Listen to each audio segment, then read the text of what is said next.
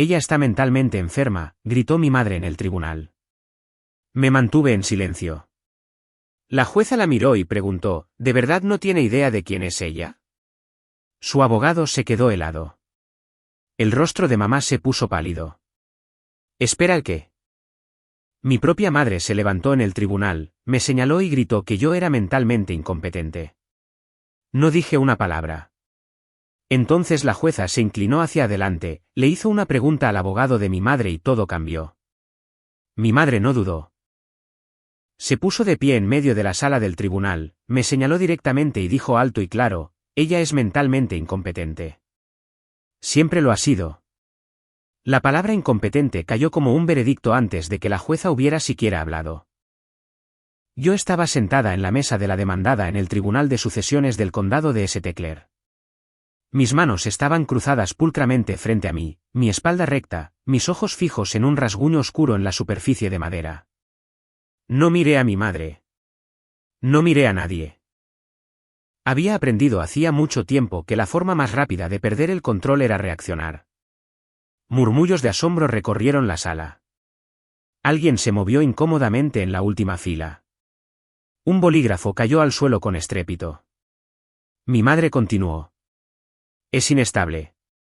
Es emocional. Nunca se le debería permitir administrar dinero, y mucho menos heredar un patrimonio. Me mantuve en silencio. No porque fuera débil, no porque ella tuviera razón, sino porque el silencio era lo único para lo que no se había preparado. La jueza Eleanor Beatam estaba sentada detrás del estrado, su expresión indescifrable. Tenía unos 60 años, con el pelo plateado recogido firmemente hacia atrás y las gafas apoyadas en la parte baja de la nariz. Dejó que mi madre hablara sin interrupción. Solo eso me dijo que no iba a ser una audiencia corta. Mi nombre es Evelyn Cross. Tenía 34 años y, según la mujer que me dio a luz, ya no era apta para controlar mi propia vida. Se suponía que la audiencia era sobre el patrimonio de mi abuela. Esa era la razón oficial por la que todos estábamos allí. Pero todos en esa sala sabían que no se trataba realmente de dinero. Se trataba de control, de humillación, de reescribir la historia en público. Mi abuela, Ruth Cross, había muerto 8 meses antes en su pequeña casa en River End. Falleció pacíficamente mientras dormía. Yo sostenía su mano cuando sucedió. Ella me crió cuando el matrimonio de mis padres se desmoronó. Me preparaba los almuerzos, me ayudaba con los deberes, me enseñó a llevar un talonario de cheques antes de que tuviera edad para conducir. Me dejó todo lo que tenía. 3 semanas después del funeral, mi madre impugnó el testamento. 6 semanas después, presentó una petición de emergencia alegando que yo era mentalmente incompetente y exigió que se le nombrara a ella misma como tutora legal de inmediato. Esa única presentación fue suficiente para congelar el patrimonio, suficiente para detener la legalización del testamento, suficiente para dañar silenciosamente mi carrera. Mi firma me puso en licencia administrativa pendiente de revisión. Los clientes dejaron de devolver las llamadas. Los colegas evitaban conversaciones que no querían tener. Nadie me acusó directamente, pero tampoco nadie me defendió. La duda no necesita pruebas. Solo necesita espacio. Ahora, mi madre estaba en el tribunal, tranquila y serena, describiéndome como un problema de toda la vida. Habló de preocupación, de miedo, de responsabilidad. Habló como una mujer que intenta salvar a su hija de sí misma. Cualquiera que no conociera nuestra historia podría haberle creído. Terminó su declaración y se sentó, alisándose la chaqueta como si acabara de pronunciar algo ensayado y bien recibido. Su abogado, Arthur Nolan, asintió levemente, satisfecho. La jueza Beatam finalmente habló. Señorita Cross, dijo, dirigiéndome su atención. ¿Desea responder a las acusaciones? La sala contuvo el aliento. Negué con la cabeza una vez. No, su señoría. El silencio que siguió fue más pesado de lo que hubieran sido los gritos. La jueza Beatam me estudió por un momento más de lo necesario, luego se volvió hacia el señor Nolan. Abogado, dijo con voz uniforme. Antes de proceder, ¿puedo hacerle una pregunta? Arthur Nolan se enderezó. Por supuesto, su señoría. Ella se inclinó ligeramente hacia adelante. ¿De verdad no tiene idea de quién es esta mujer? Él parpadeó. Es contadora. Trabaja localmente. La jueza no respondió de inmediato. Su mirada volvió a mí, luego a mi madre, y una vez más a su abogado. Algo en su expresión cambió. No era ira, no era simpatía, era reconocimiento. Y fue entonces cuando entendí algo que mi madre no entendía. Ella pensaba que esta audiencia era para quitarme algo. No tenía idea de que se trataba de revelar quién era ella en realidad. Porque mientras ella había estado contando historias, yo había estado guardando registros. Y esta sala de tribunal, este momento, era solo el principio. Mi madre no eligió sus acusaciones al azar. Sabía exactamente a dónde apuntar. Cuando me llamó mentalmente inestable en el tribunal, no estaba inventando una historia.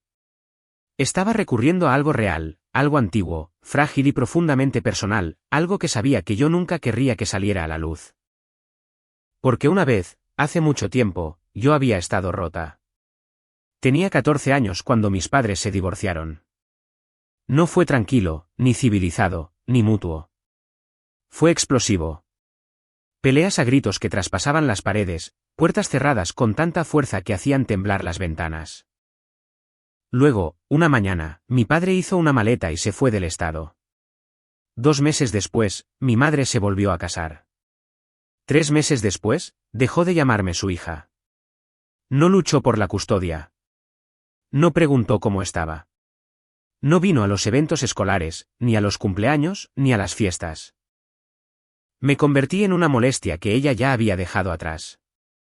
Fui a vivir con mi abuela, Ruth, en Riverán. Desde fuera, parecía un rescate, y en muchos sentidos, lo fue. Pero dentro de mí, algo ya se había agrietado. Dejé de dormir. Dejé de comer adecuadamente. Lloraba en lugares donde nadie podía verme. Una consejera escolar se dio cuenta y sugirió algunas sesiones para ayudarme a adaptarme. Hablé. Lloré. Aprendí palabras como abandono y baja autoestima antes de tener edad para votar. Y luego, lentamente, mejoré. Lo que mi madre hizo a continuación fue algo que no entendí hasta años después. Como mi tutora legal en ese momento, su nombre permaneció en mis registros, formularios de admisión, notas de consejería, papeleo administrativo. Nunca pidió copias en aquel entonces. No lo necesitaba. Las guardó como munición. Cuando presentó su petición décadas después, esos viejos documentos resurgieron, despojados de contexto, despojados de tiempo, despojados de curación. Una adolescente asustada se convirtió en un patrón de por vida. El dolor temporal se convirtió en inestabilidad crónica. Sabía que nadie leería con atención. Sabía que nadie preguntaría qué pasó después, porque las acusaciones son más ruidosas que las explicaciones. Para cuando los documentos del tribunal me llegaron, mi vida ya se estaba desmoronando de maneras silenciosas y humillantes. Mi firma me llamó a una sala de conferencias una tarde. Sin acusaciones, sin voces alzadas, solo lenguaje cuidadoso, responsabilidad, reputación, óptica.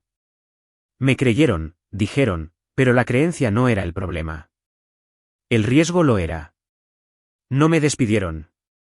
Me pusieron al margen. Sin nuevos casos, sin testimonios de expertos, sin trabajo que importara. 7 años construyendo credibilidad, borrados con una sola presentación. En casa, el daño también se extendió. Mi novio, Daniel Brooks, intentó apoyarme. Realmente lo hizo. Venía de una familia donde los problemas se resolvían hablando durante la cena, donde los padres no usaban el pasado como un arma. Al principio, me dijo que todo estaría bien. Que la verdad siempre sale a la luz. Luego sus padres comenzaron a hacer preguntas. Luego los amigos hacían preguntas cuidadosas e incómodas. Luego una noche, sentado frente a mí en la mesa de nuestra cocina, Daniel dijo algo que lo cambió todo. ¿Por qué no te sometes a una evaluación psicológica?, preguntó suavemente. Solo para demostrar que están equivocados. Lo miré fijamente.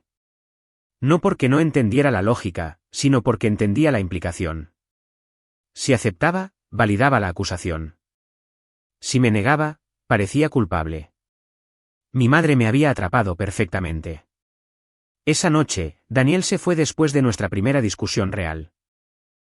Me senté sola en mi apartamento mirando una foto enmarcada de mi abuela en mi graduación universitaria. Tenía 73 años en esa foto, radiante como si yo acabara de conquistar el mundo. Solía decir, la gente miente. Los números no. Me aferré a ese pensamiento mientras todo lo demás se desvanecía. Lo que mi madre no sabía, lo que no podría haber sabido, era que mientras ella construía una narrativa, yo observaba silenciosamente los patrones. Conocía mis puntos débiles emocionales. Conocía mi historia. Pero no conocía mi formación. No sabía que había pasado años rastreando fraudes, siguiendo rastros de papel, viendo a los mentirosos colapsar bajo sus propias inconsistencias. Pensó que me estaba arrastrando de vuelta al pasado. Lo que realmente estaba haciendo era empujarme a mi elemento. Porque una vez que entiendes cómo alguien está tratando de hacerte daño, empiezas a preguntar por qué. Y cuando finalmente hice esa pregunta, me di cuenta de algo inquietante. No se trataba de los deseos de mi abuela. Ni siquiera se trataba de mí. Se trataba de desesperación. Y la desesperación siempre deja un rastro. Lo primero que hice fue dejar de intentar explicarme. Las explicaciones eran emocionales. Los números no. Mi abuela había agregado mi nombre a su cuenta bancaria principal 2 años antes de morir. Dijo que era por conveniencia, para que pudiera ayudar a pagar las facturas si su artritis empeoraba, si conducir se volvía difícil. En ese momento, no le di importancia. Ahora, ese pequeño detalle se convirtió en la única razón por la que podía ver lo que otros no podían. Una noche, mucho después de que Daniel se hubiera ido y el apartamento se hubiera quedado en silencio, inicié sesión en la cuenta. Me dije a mí misma que solo estaba revisando los saldos. Me dije a mí misma que estaba buscando tranquilidad. En cambio, encontré preguntas. A primera vista, todo parecía normal. Pagos de servicios públicos, impuestos a la propiedad, comestibles, cargos de farmacia. Mi abuela siempre había sido predecible, meticulosa. Pagaba las mismas facturas casi en las mismas fechas cada mes. Luego amplié el rango de fechas. Saqué los extractos de los 2 últimos años de su vida y los puse en una hoja de cálculo. Ordené los depósitos y los retiros. Codifiqué las categorías por colores. Era memoria muscular, algo que había hecho cientos de veces antes para otras personas. Fue entonces cuando apareció el patrón. 7 retiros de efectivo, no cheques, no transferencias, efectivo. No coincidían con ningún gasto regular. Ni servicios públicos, ni facturas médicas, ni reparaciones en el hogar, solo grandes números redondos, 4.000, 6.000, 12.000, retirados a intervalos irregulares. Los resalté y me recliné en mi silla. Total, $48.200. Mi pulso se aceleró, pero me obligué a calmarme. Una anomalía es una coincidencia. 2 es una curiosidad. 7 es intención. A continuación, abrí el calendario de mi abuela. Lo tenía todo anotado. Citas médicas, reuniones de la iglesia, incluso visitas casuales. Crucé las fechas de los retiros con sus notas. Cada uno de ellos ocurrió dentro de los 3 días posteriores a una visita de mi madre. Miré la pantalla hasta que me ardieron los ojos. Este era el momento en que la mayoría de la gente entraría en pánico, lloraría o llamaría a alguien en medio de la noche solo para escuchar una voz. Me hice café, porque el pánico nubla el juicio y el juicio era lo único que no podía permitirme perder. Aún no sabía cómo se había sacado el dinero. Solo que había sido sacado, y eso significaba que había más, porque las personas que roban una vez rara vez se detienen. A la mañana siguiente conduje hasta Riveren. La casa de mi abuela todavía olía a ella. Limpiador de lavanda y papel viejo. Me moví lentamente por ella, abriendo cajones, armarios, carpetas, sin revolver, sin apresurarme, solo observando. Al principio, pensé que su sistema de archivo se había deteriorado cerca del final. Faltaban recibos, sobres sin etiquetar, papeles desordenados. Luego, un pensamiento más frío se instaló en mí. ¿Y si el desorden no era accidental? Revisé primero los lugares obvios. El archivador, los cajones del escritorio, la pequeña caja de seguridad en su armario. Nada definitivo. Y entonces recordé la caja de seguridad, en el Harbour State Bank, en el centro de Riveren. Había añadido mi nombre años antes, después de un pequeño susto por un robo en el vecindario. La había ayudado a guardar algunas joyas y documentos importantes. Después de eso, la vida siguió. Lo olvidé por completo. El gerente del banco reconoció su nombre de inmediato. Fue amable, profesional. No hizo preguntas. La caja era más pesada de lo que esperaba. Dentro estaban las cosas que recordaba, joyas, documentos, bonos de ahorro, y una cosa que no recordaba, un diario de cuero marrón. La primera entrada estaba fechada 14 meses antes de su muerte. Me senté en el pequeño banco dentro de la sala de la bóveda y lo abrí. La letra era firme al principio, familiar, reconfortante. Escribió sobre mi madre llamando inesperadamente, sobre disculpas, sobre querer reconectar. Escribió que no confiaba del todo, pero que estaba cansada y que la esperanza puede ser persuasiva. A medida que las entradas continuaban, el tono cambiaba. Aparecieron cantidades, fechas, notas cortas escritas con creciente precisión. Le di dinero hoy. Dijo que era urgente. Me pidió que firmara unos papeles. Estaba confundida. Mis manos comenzaron a temblar. Esto no era divagar. Esto no era confusión. Esto era documentación. Mi abuela sabía que algo andaba mal. Y en lugar de enfrentarlo, tal vez por vergüenza, tal vez por miedo, hizo lo único que siempre había hecho cuando algo no tenía sentido. Lo escribió. Para cuando llegué a las últimas páginas, ya no buscaba respuestas. Estaba reuniendo pruebas. Cerré el diario con cuidado y me quedé sentada allí más tiempo del que pretendía, respirando el aire fresco y viciado de la bóveda. En algún lugar a lo lejos, podía oír los sonidos apagados del banco continuando como si nada hubiera cambiado. Me di cuenta entonces de que esta historia, la real, era más grande que yo. Y si has seguido conmigo hasta aquí, prestando atención a los detalles silenciosos en lugar de esperar explosiones, probablemente entiendas por qué eso importa. Porque la verdad rara vez se anuncia a sí misma. Espera a ser notada. Salí del banco con el diario bajo el brazo y una única y aterradora certeza instalándose en mi pecho. Mi madre no solo había mentido sobre mí. Había estado robando a su propia madre. Y ahora, lo supiera o no, había invitado a la peor persona posible a mirar de cerca. No dormí esa noche. No porque tuviera miedo, sino porque el miedo finalmente había sido reemplazado por algo más agudo. Concentración. Del tipo que se tensa detrás de tus ojos y se niega a soltar. El diario me dijo lo que había sucedido. Aún no me decía cómo. Por la mañana, estaba de vuelta en la mesa del comedor de mi abuela. Papeles extendidos en filas cuidadosas, extractos bancarios, notas del calendario, fotografías que había tomado de las páginas del diario. Trabajé de la manera en que siempre lo hacía, metódicamente, sin suposiciones. Fue entonces cuando noté el vacío. Había retiros que ahora podía explicar. Pero hubo un periodo en el que la actividad de la cuenta de repente se volvió fluida. Demasiado fluida. Pagos agrupados, transferencias limpias, casi profesionales. Alguien había tomado el control.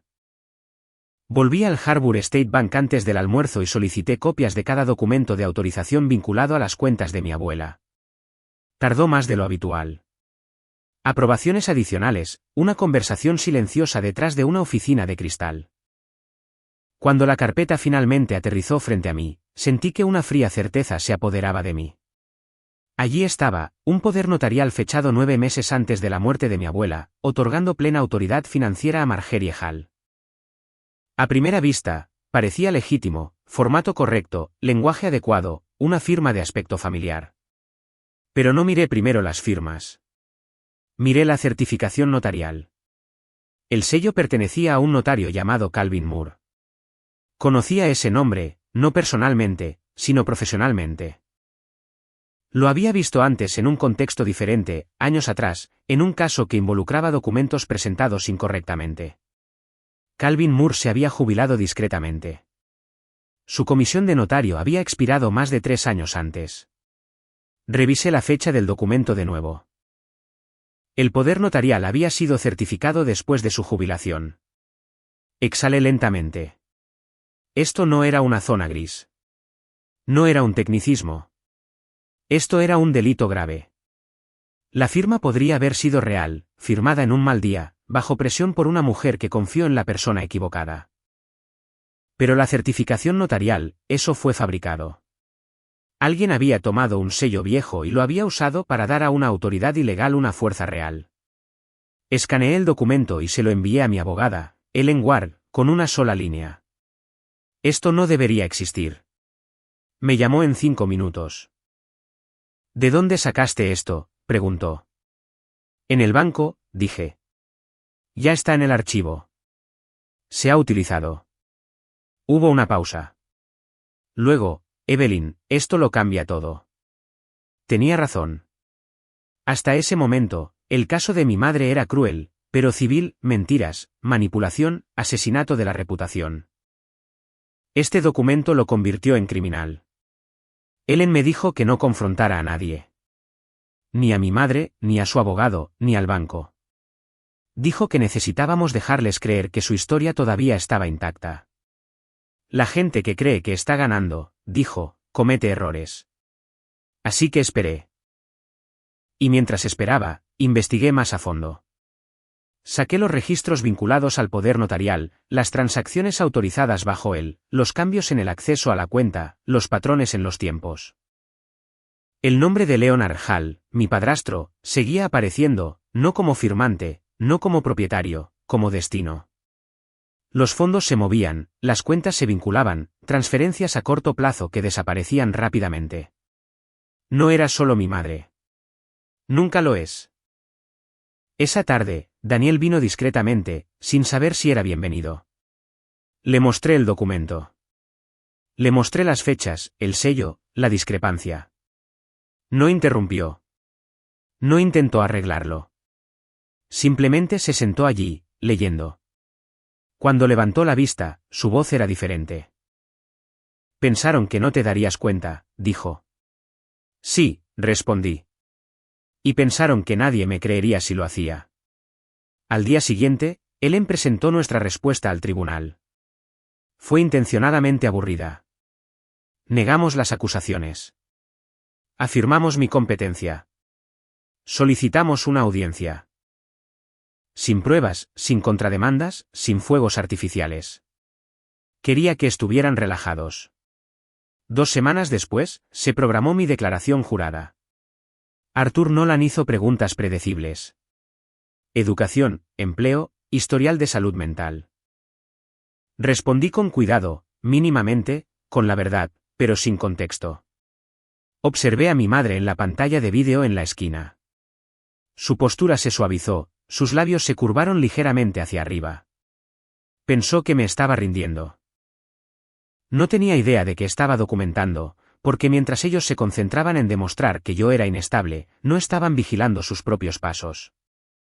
Y cada sello falsificado, cada retiro apresurado, cada suposición descuidada se estaba alineando en algo mucho más peligroso que una herencia perdida. Se estaba convirtiendo en un patrón.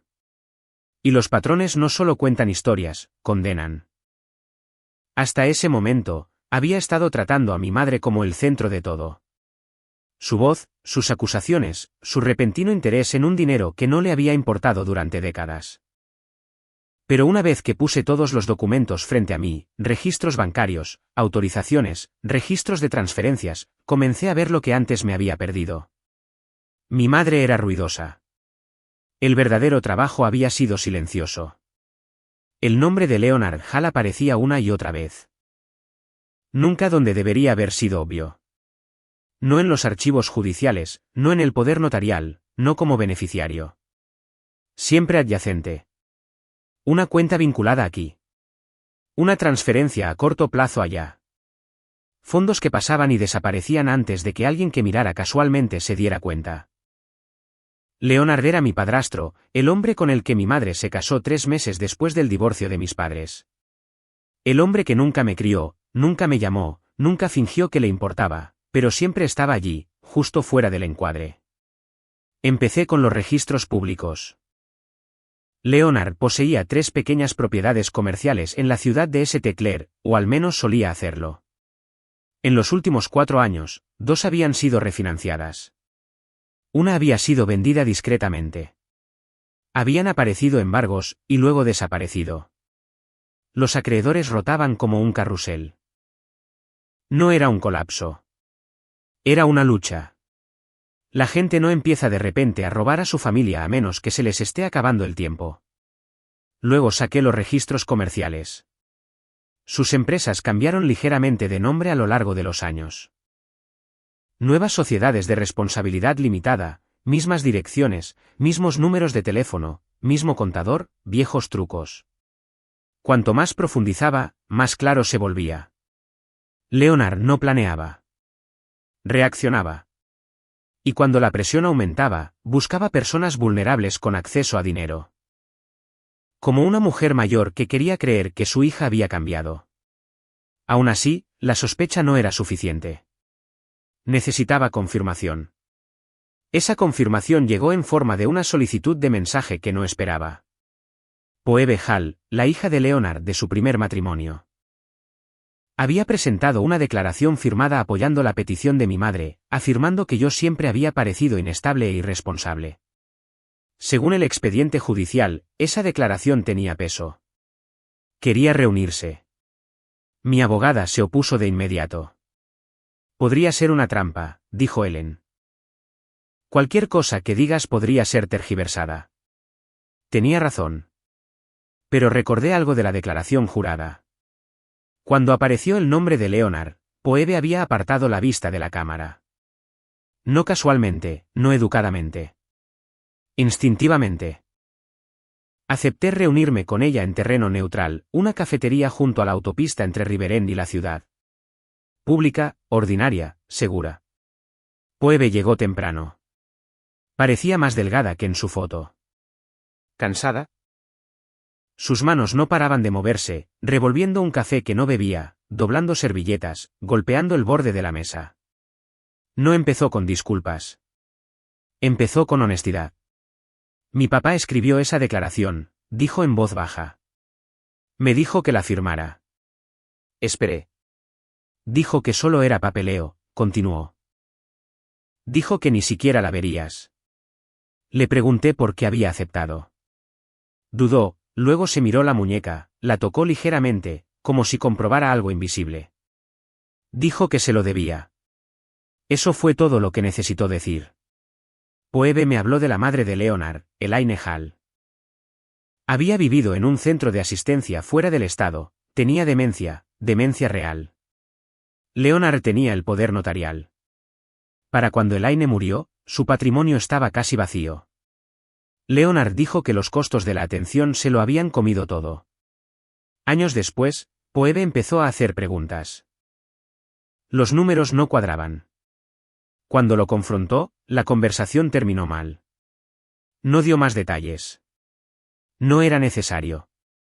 Los patrones no se repiten por accidente. Le dije a Phoebe la verdad, que no podía protegerla, pero que podía decirle al fiscal que cooperó si estaba dispuesta a testificar honestamente. Aceptó, no porque quisiera venganza, sino porque estaba cansada de cargar con ello. Cuando conduje a casa esa noche, la historia finalmente cobró sentido. Mi madre no era la arquitecta. Era el instrumento. Leonard había visto una oportunidad. Una mujer envejeciendo, con un leve deterioro cognitivo, una hija desesperada por reconectar, otra hija aislada y fácil de desacreditar. Y los había manipulado a todos. De vuelta en mi apartamento, Daniel estaba esperando. Le conté todo. Cuando terminé, no preguntó qué pasaría después. Preguntó, ¿desde cuándo sabes hacer esto? Toda mi vida, dije. Porque mi abuela no solo me había enseñado a llevar un talonario de cheques. Me enseñó a ver lo que la gente intentaba ocultar. Y Leonard Hall había dejado huellas por todas partes. Simplemente no se había dado cuenta de que alguien finalmente estaba mirando. La declaración jurada estaba programada para un martes por la mañana. Arthur Nolan eligió la hora deliberadamente, lo suficientemente temprano para sentirse intimidante, lo suficientemente tarde para asegurarse de que tuviera tiempo para preocuparme.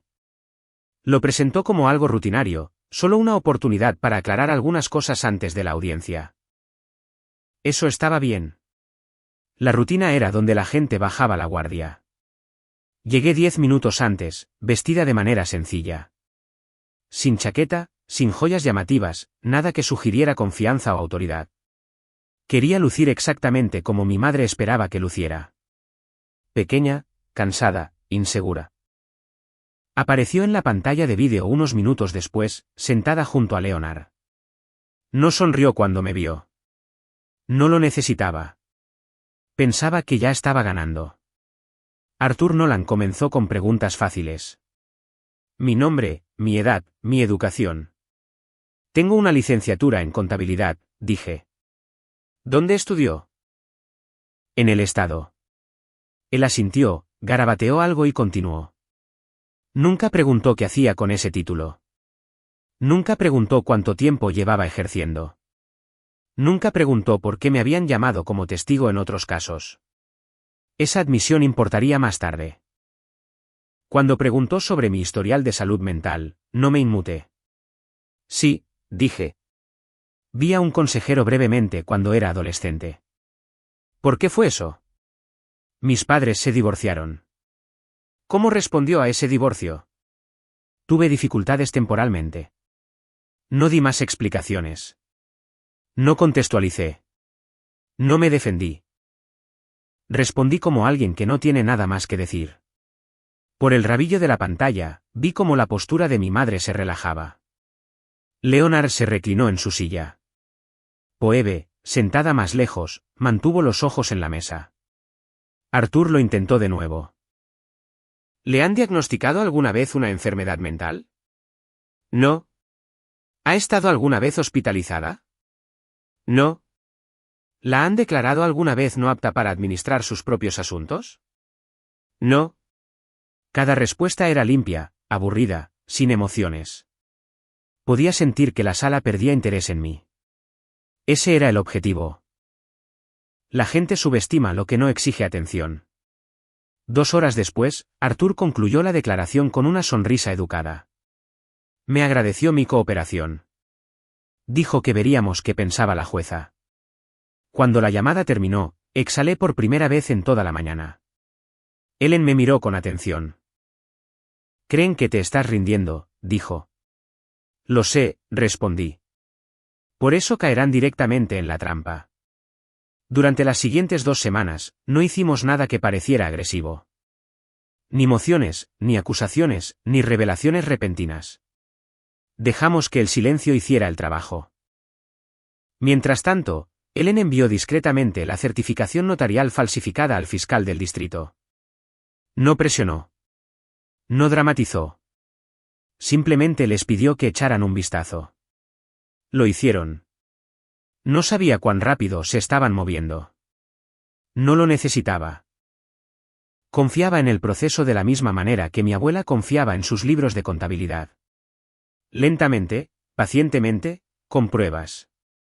La noche antes de la audiencia, Daniel me preguntó si estaba nerviosa. Lo pensé. No estoy nerviosa, dije, estoy preparada. Porque hay una diferencia. Los nervios provienen de la incertidumbre.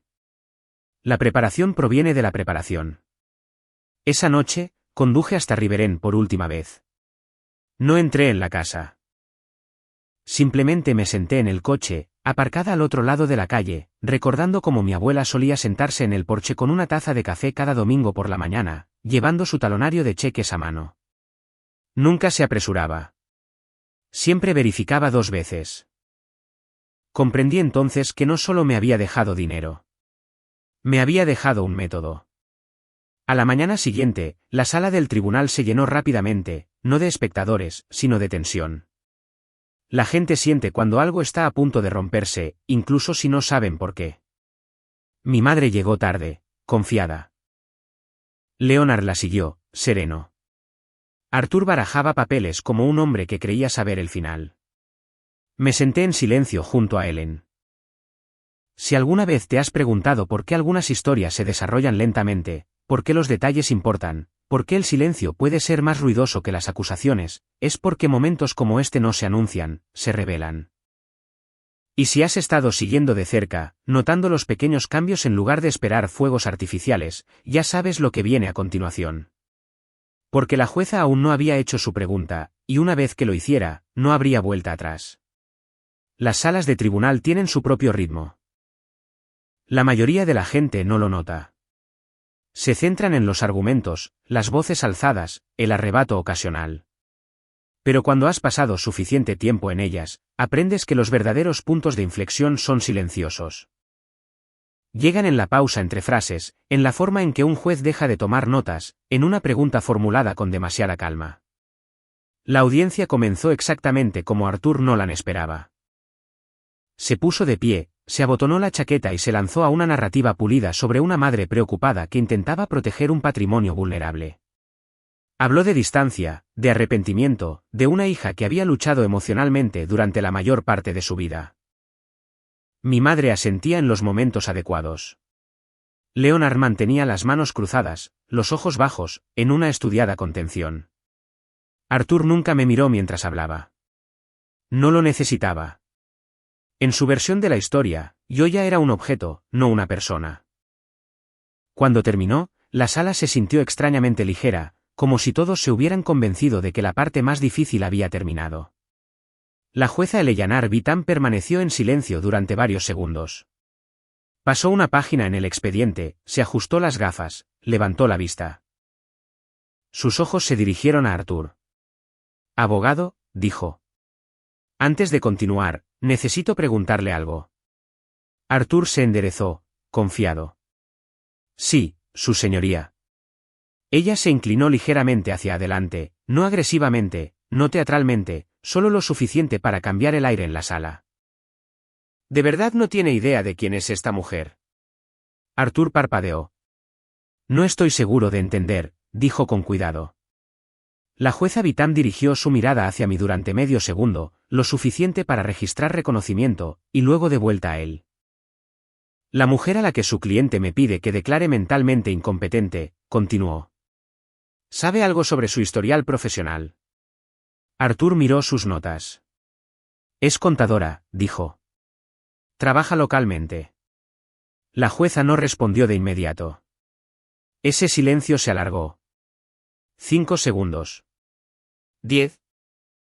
Tiempo suficiente para que la incomodidad se instalara. Se volvió hacia Ellen. Señora Ward, dijo, le gustaría aclarar. Ellen se puso de pie. No alzó la voz. No discutió. No dramatizó. Su señoría, dijo. Mi clienta es investigadora financiera forense senior.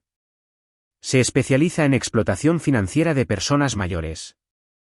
Ha testificado como testigo experto en docenas de casos, muchos de ellos en este tribunal. La cabeza de Arthur se levantó de golpe. La mandíbula de Leonard se tensó. Mi madre se quedó helada. La jueza Vitam asintió lentamente, como si confirmara algo que ya sabía. Gracias, dijo. Eso coincide con mi recuerdo. Arthur abrió la boca, luego la cerró. La jueza se volvió hacia él. Abogado, dijo. Dada esta información, tengo curiosidad por saber por qué nada de esto aparece en sus presentaciones. Arthur tragó saliva. No parecía relevante para la petición, su señoría. Al contrario, replicó la jueza, su voz aún tranquila. Parece extremadamente relevante. Hizo un gesto hacia Ellen. Señora Ward, puede proceder. Ellen no se apresuró. Caminó hacia la mesa de pruebas y colocó una única carpeta frente al secretario.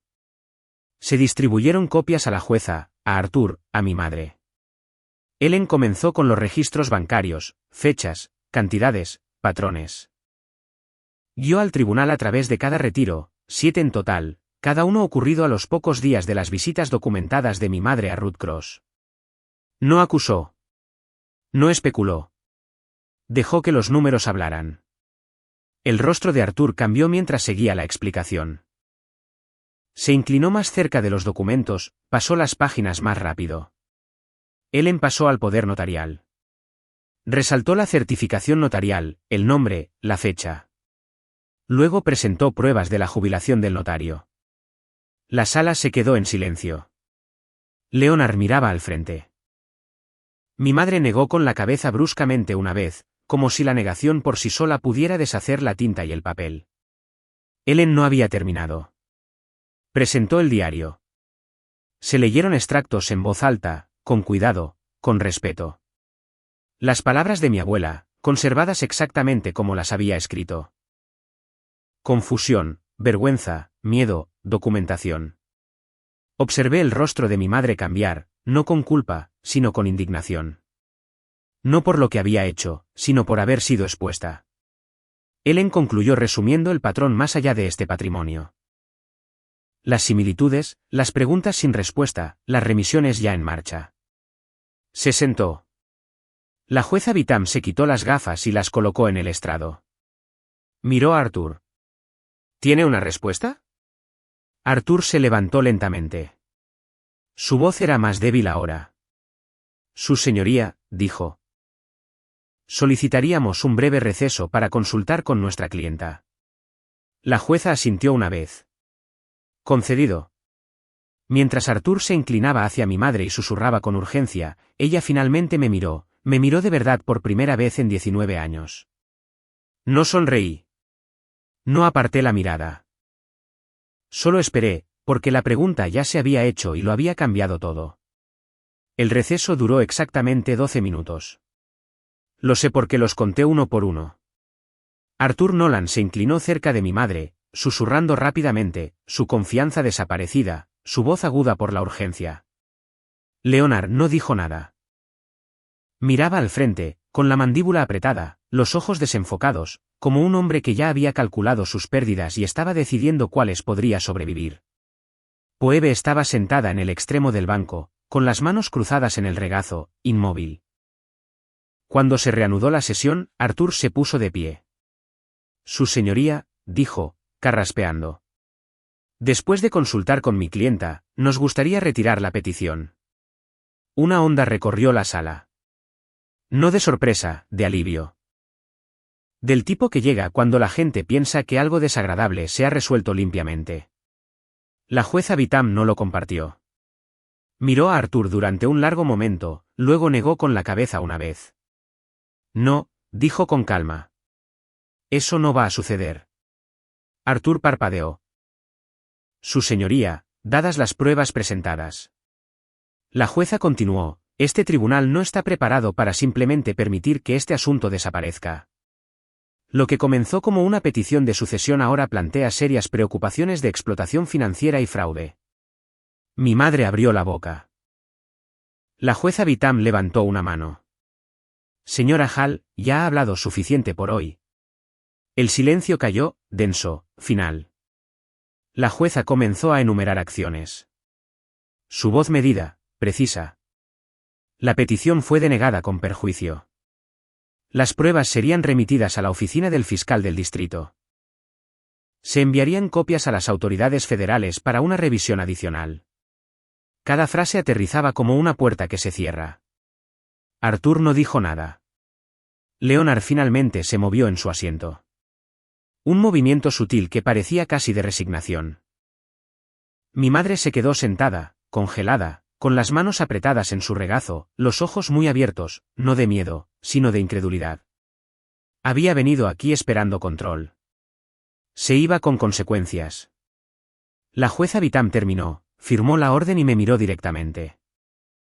Señorita Cross, dijo, es libre de irse. Eso fue todo.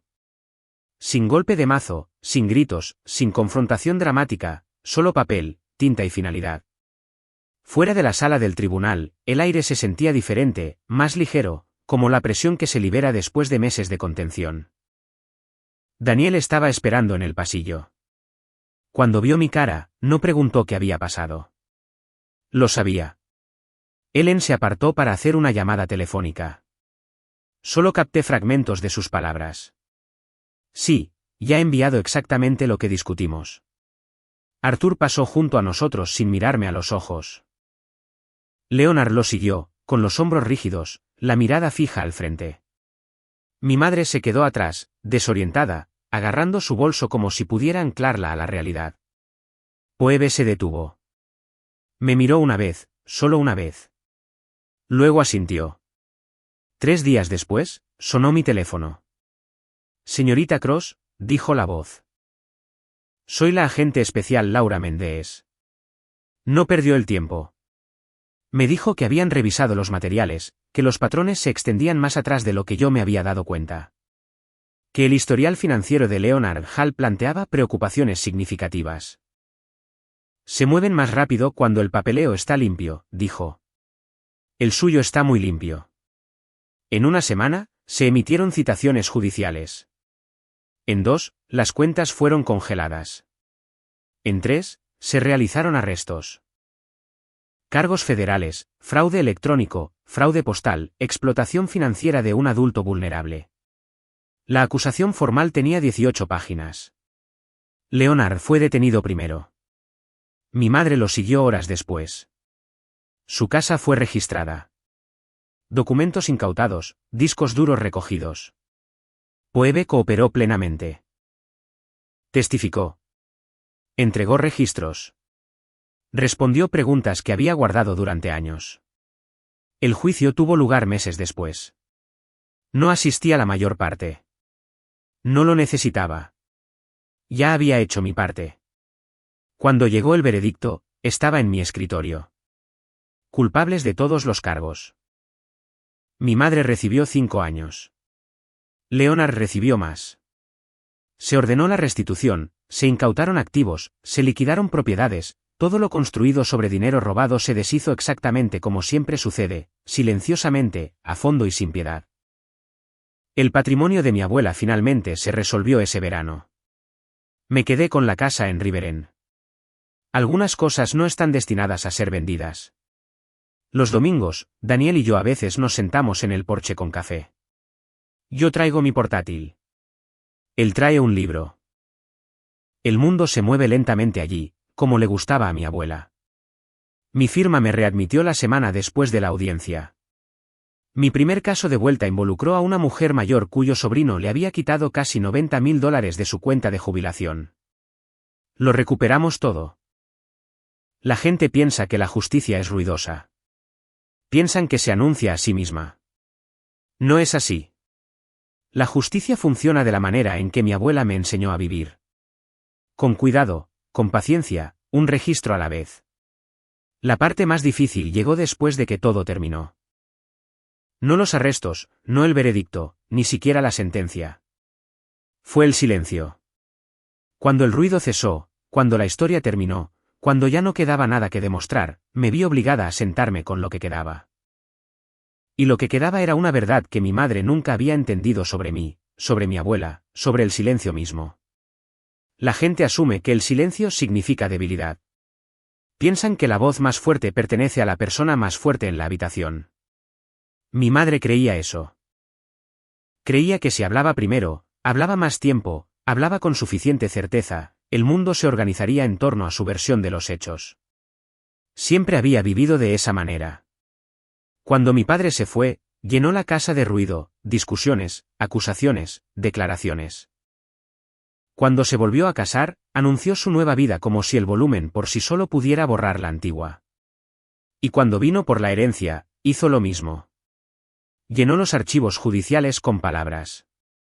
Llenó las audiencias con afirmaciones. Llenó el aire con certeza. Lo que nunca notó fue que mi abuela me había enseñado lo contrario.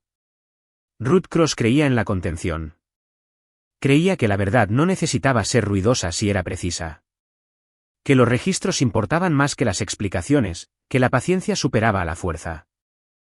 Solía sentarse en la mesa del comedor cada domingo por la mañana, con el café enfriándose a su lado, llevando metódicamente su talonario de cheques. No se apresuraba. No asumía. Lo verificaba todo 2 veces. Cuando se dio cuenta de que su hija la había traicionado, no la confrontó. No discutió. Ni siquiera me lo dijo. Lo documentó. Esa elección me salvó. Después del juicio, visité la casa en Riveren sola por primera vez. Caminé lentamente por cada habitación, tocando superficies familiares, el brazo gastado del sofá, la esquina desconchada de la encimera de la cocina, la estantería donde guardaba sus viejos planes de elección. En el dormitorio trasero, abrí el cajón de la cómoda donde solía guardar sobres con recibos. Todavía estaban allí, amarillentos por el tiempo, cuidadosamente etiquetados con su letra pulcra, electricidad, agua, comestibles, décadas de orden silencioso. Mi teléfono vibró mientras estaba allí de pie. Un mensaje de Ellen informándome que se había presentado el papeleo final. Todo estaba completo. Me senté en el borde de la cama y me permití sentirlo. No triunfo, no alivio, sino algo más firme, equilibrio. El mundo se había inclinado en la dirección correcta de nuevo. Unas semanas después, mi firma celebró una pequeña reunión. Sin discursos, sin disculpas que intentaran explicar la duda. Solo un aviso de reincorporación y un reconocimiento silencioso de que se habían equivocado al apartarme sin pruebas. Mi primer caso de vuelta me recordó por qué hacía este trabajo. Una mujer mayor, un pariente de confianza, dinero desaparecido, mentiras familiares. Seguimos el mismo proceso. Registros, cronogramas, pruebas. Funcionó. Siempre funciona. Daniel y yo no hablamos mucho de mi madre después de eso. No quedaba nada que decir. Algunas personas no necesitan un cierre. Necesitan distancia. Encontramos horas en las rutinas. Hacer la compra los domingos, largos paseos después de cenar, noches tranquilas que se sentían ganadas. Una tarde, llegó una carta del centro penitenciario donde estaba recluida mi madre. No la abrí. Se la entregué a Ellen. La leyó y la resumió en una frase. Excusas, dijo, y autocompasión. Eso fue suficiente. Hay rastros de papel que no vale la pena seguir.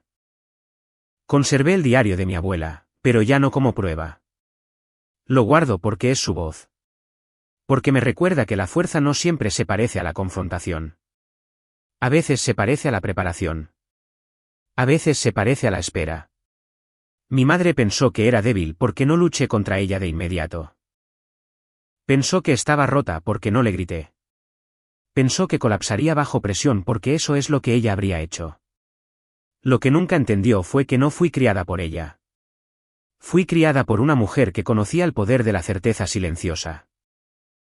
Una mujer que creía que si guardabas tus registros, verificabas tus hechos y confiabas en que el tiempo hiciera su trabajo, la verdad saldría a la superficie por sí sola. Y así fue. No con drama, no con venganza, sino con claridad. Lo último que mi abuela me dejó no fue la casa. No fue el dinero.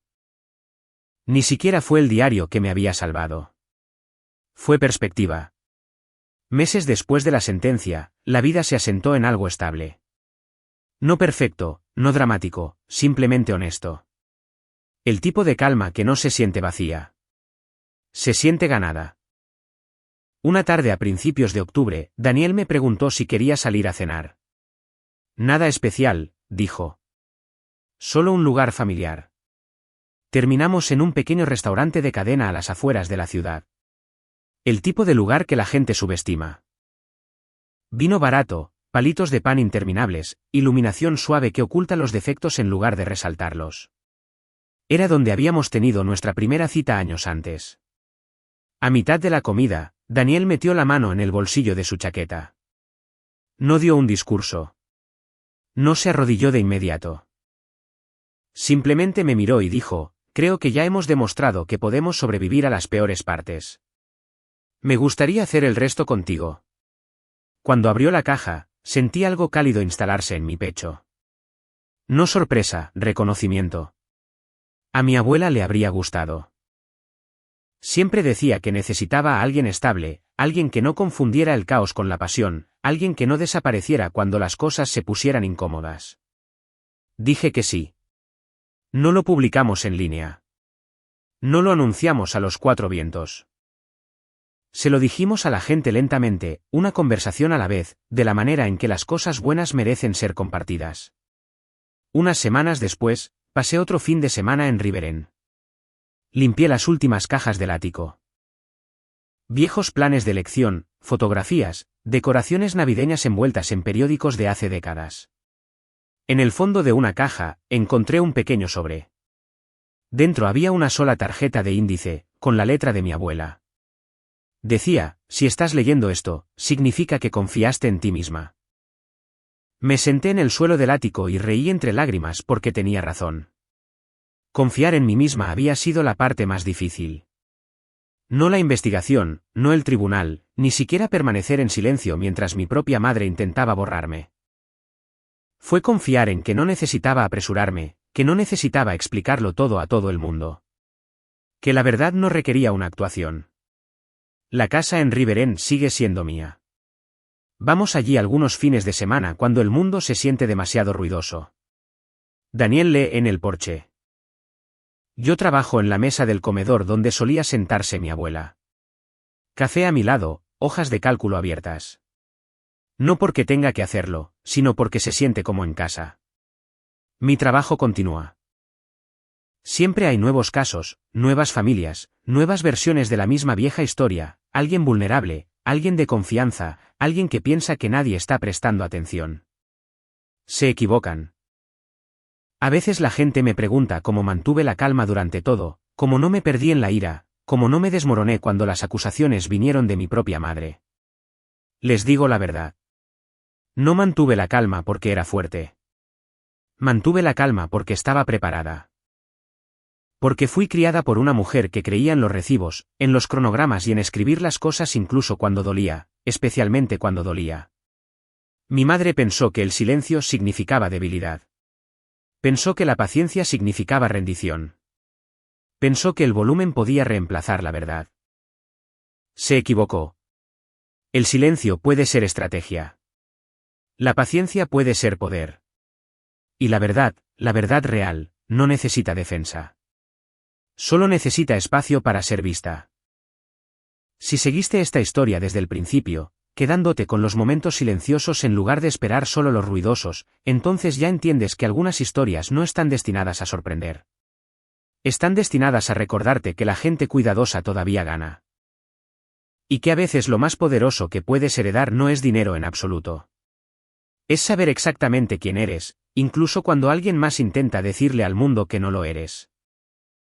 Y si historias como esta, historias sobre la fuerza silenciosa, la paciencia y la verdad son las que tiendes a seguir hasta el final, entonces probablemente estés exactamente donde debes estar.